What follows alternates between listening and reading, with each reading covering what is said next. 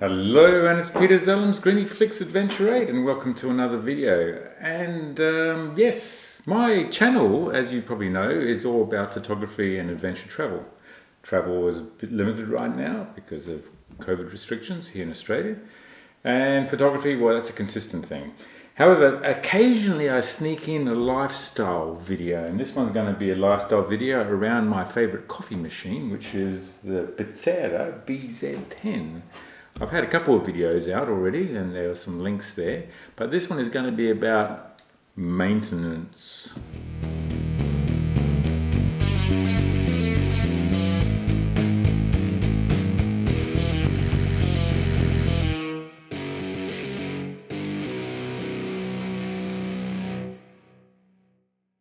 Alright, maintenance. Well, what sort of maintenance is there? Today's maintenance is going to be about cleaning and some of the things you might notice with time as you use your machine. I've had this machine now for the Bezzera BZ10 for 2 years. We're making 4 or 5 coffees a day, let's say 35 a week. Let's make that 40 a week, 2,000 coffees a year. I've had it for a couple of years, so probably made over 4,000 coffees. I've just done the clean, so I'll go through the process of how the clean was done, so that if you're noticing the symptoms, then you know what to do. The most obvious clean right now is actually keeping the stainless steel nice and free of marks and grub and grease and everything. Obviously giving it a wipe with a wet sponge and a bit of detergent is fine, but sometimes what happens is actually the grease marks start to build up after a while. So one way to get rid of that is just to use some sort of a cream cleaning product, which is normally used for stainless steel stove tops. You can just use that also on a wet sponge like that, and you can apply that to any greasy marks that might be on the stainless steel, and then give that a wipe off with a paper towel. Just clean up, and then you'll find that the stainless steel comes up mirror finish, so you can see your reflection in it. So I've done a bit of a clean around here with that process. So the next thing I noticed with regards to maintenance was to do with the portafilter and where the portafilter fitted in the group head and the position of the handle. Now, the normal position is basically parallel to the group head. But what I noticed over time is that irrespective of how much coffee I was putting into the portafilter basket here, even if there was no coffee in there, I was finding that the group head, the portafilter handle was only just clipping in like that and leaving it at an angle rather than going all the way around to this halfway mark. Well, what was happening was two things. One was the grounds were starting to build up into the filter that's underneath the group head here, but also the grounds were getting inside where the actual O-ring seal exists. And as the grounds build up in the O-ring seal, it actually pushes down the O-ring seal, which pushes down on the position of the group head basket, of the portafilter basket here, which then stops it actually getting higher up into the group head. That's a problem, because eventually you can't actually put in the portafilter basket and the handle at all. So, how do you actually solve that problem? Let's go through that process now. Okay, to prepare for the task, you'll be needing a few tools. So I have my little screwdriver set here, and in that screwdriver set you'll need a flathead screwdriver, one with a pretty wide base here, because the screw that holds this filter in at the bottom here is a flathead screw. The other thing you'll be needing is another little screwdriver, something like this, a thin blade again, and we'll need that to actually lever out the O-ring. Things to look out for. If you haven't done this already and taken out the screw and the filter that's underneath here, chances are that it's going to be hard to get out, and that's why you need to have the right size screwdriver. If you use a blade that is too narrow here, then there's chances are that you may actually burr the little screw there. It might make it even harder to get it out afterwards. So get one that's got fairly wide. The other thing is you'll need to take the tray out, and then you'll need to have a screwdriver that is in the right height here, and you can still get your hand underneath. So I find this little short stubby one to be just the right size to get your hand in there and to actually unscrew that screw. Alright, so that's what you need, those two items there.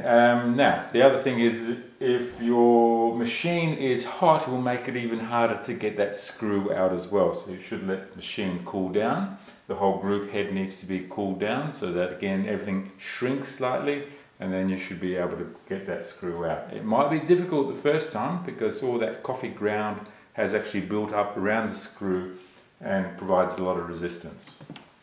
Okay, let's go through that process now.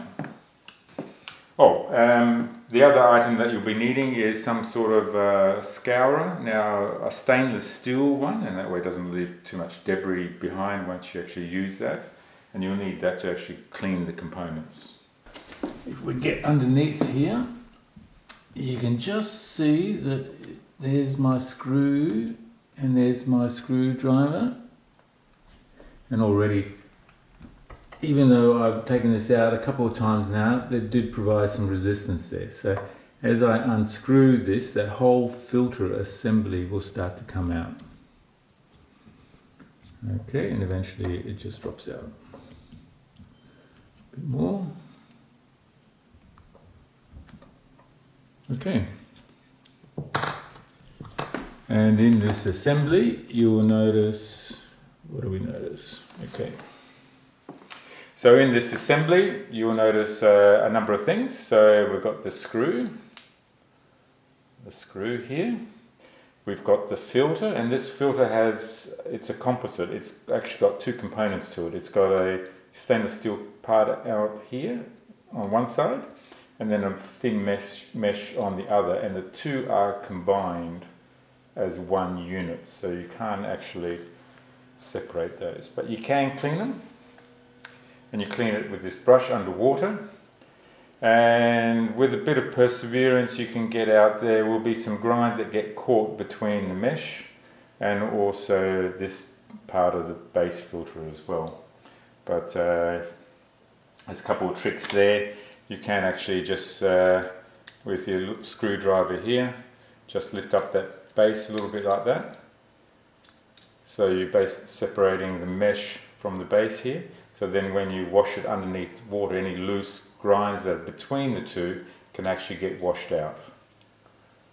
I cleaned this out, I'd say about a week ago, but you can see that already grit is starting to build up this fine grind, and that actually is the stuff that builds up over years. Okay, the same goes for this. When I first cleaned this after 1 year, after 2 years almost, this was completely black. You couldn't even tell that there was a difference in level here, and this was completely chock-a-block with the grind. So there were hardly these holes here that you can actually see through there, some little holes. They were completely blocked as well. So there wasn't much water coming out, and the pores were taking so much longer, even if you had a really coarse grind, because it was all getting stuck up into this filter mechanism here. Okay, so that's that part.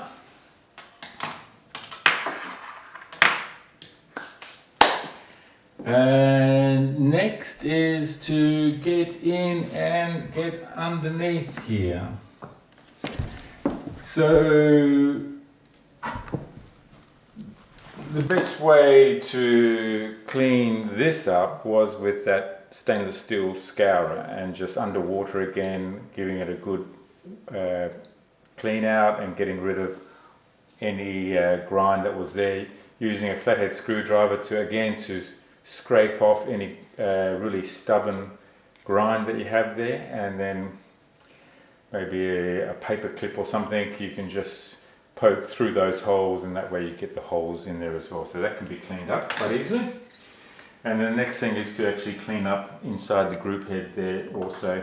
And that's done with a scourer, same thing, and also with a couple of screwdrivers.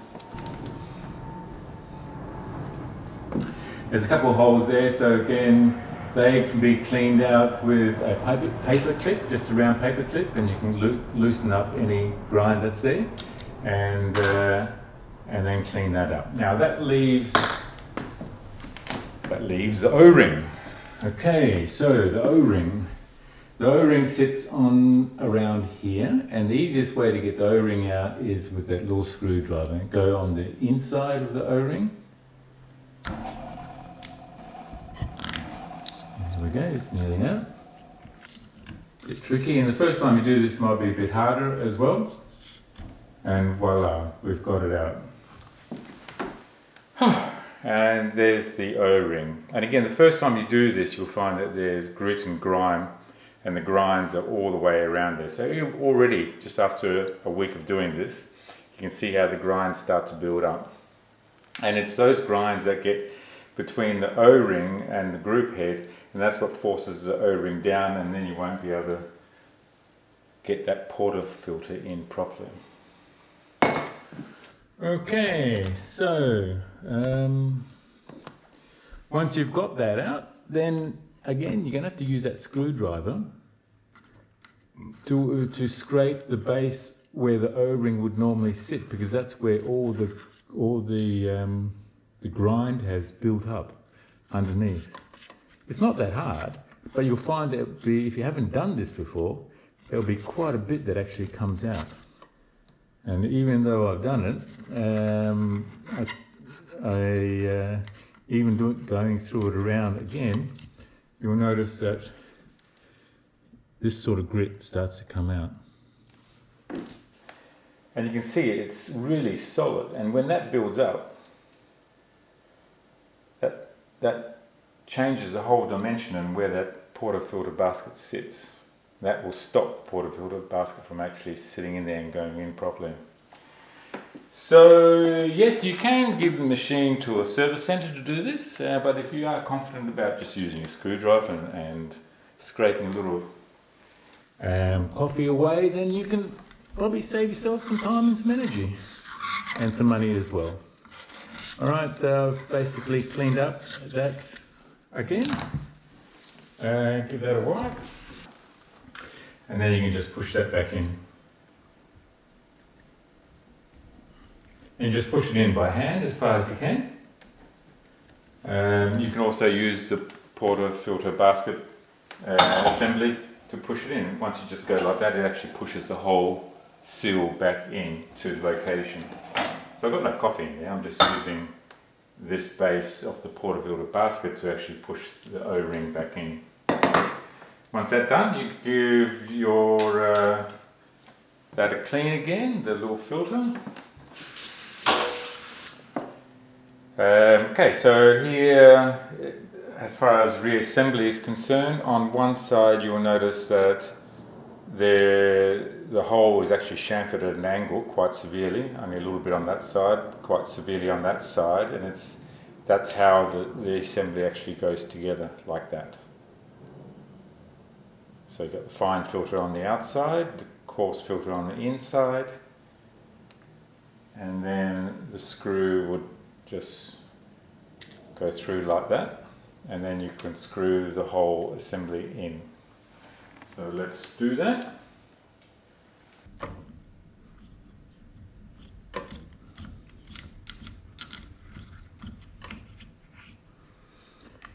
There will be a bit of resistance in the last little bit here because it has to sit against the O-ring as well. And what I find is don't go too tight because it's going to be hard to get undone again. Just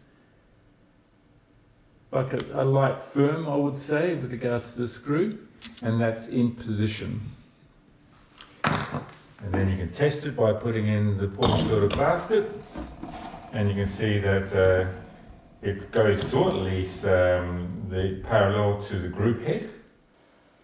If you've packed your basket correctly with coffee grinds, then you'll find that if it's correctly packed and the right level, then it will stop parallel to the group head, and you know you've got everything right.